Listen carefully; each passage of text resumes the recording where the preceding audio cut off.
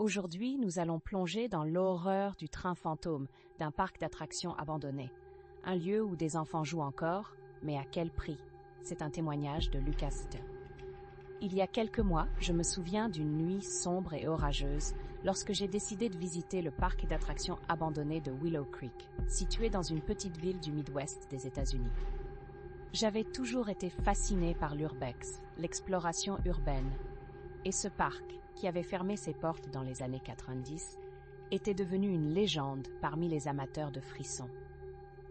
J'avais 25 ans à l'époque, passionnée par l'histoire des lieux oubliés et la chasse aux fantômes, ce qui me motivait à passer mes nuits à explorer des endroits soi-disant hantés. La rumeur disait qu'un vieux train fantôme rôdait dans les parcs d'attractions, et je ne pouvais pas résister à la tentation de voir si ces histoires étaient vraies. Ce soir-là, il pleuvait à verse. Le tonnerre grondait comme un avertissement sinistre. Avec une lampe de poche et un enregistreur, je suis entrée dans le parc.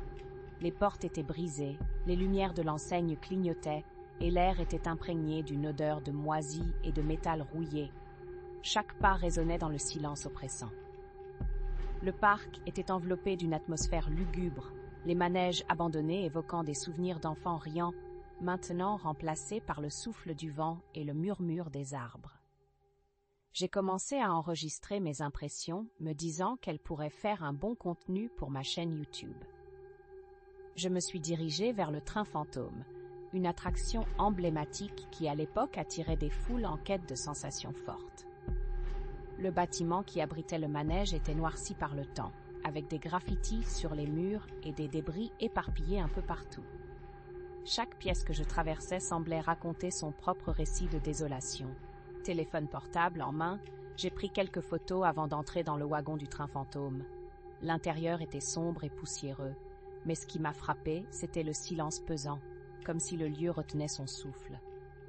Alors que je m'installais dans un des sièges, une sensation étrange m'a envahi. C'était comme si des yeux invisibles me regardaient, comme si j'étais observée. J'ai essayé de balayer l'idée, pensant que c'était mon imagination, mais la tension était palpable. C'est alors que j'ai entendu un léger grincement, un bruit semblant venir des rails. Soudain, ma connexion Internet a chuté. Peut-être le système électrique encore en marche, me suis-je dit.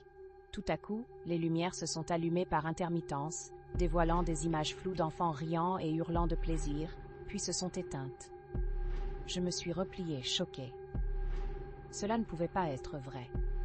J'avais l'impression de revivre un moment où le parc était encore actif, mais c'était terrifiant.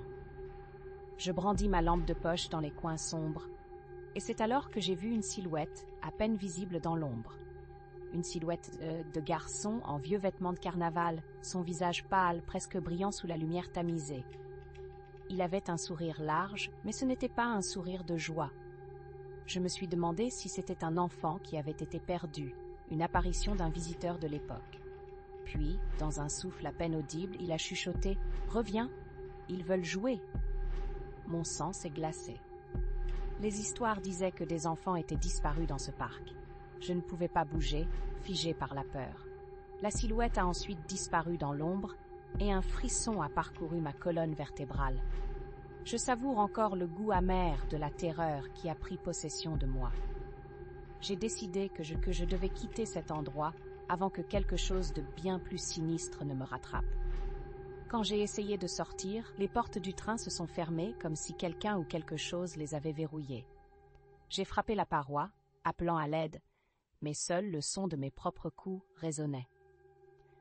Le train a commencé à bouger lentement, tout seul, emporté par un pouvoir que je n'arrivais pas à comprendre.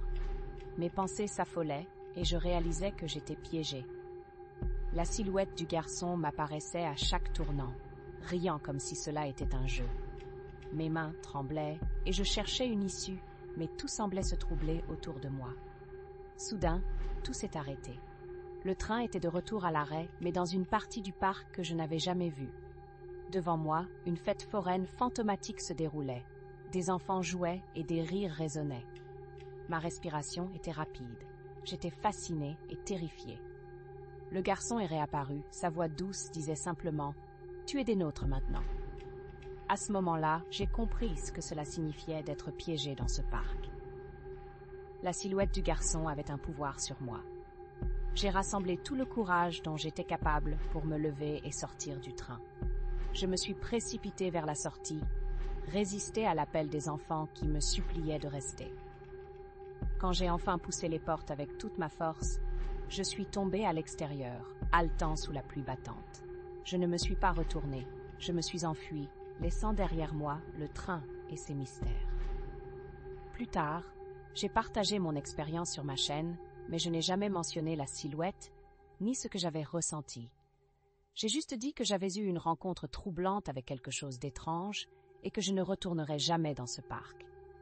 Mais en moi, je savais que cela ne pouvait pas rester secret. J'avais échappé à la possession, mais je portais dans mon cœur le poids d'un autre monde, celui des enfants de Willow Creek.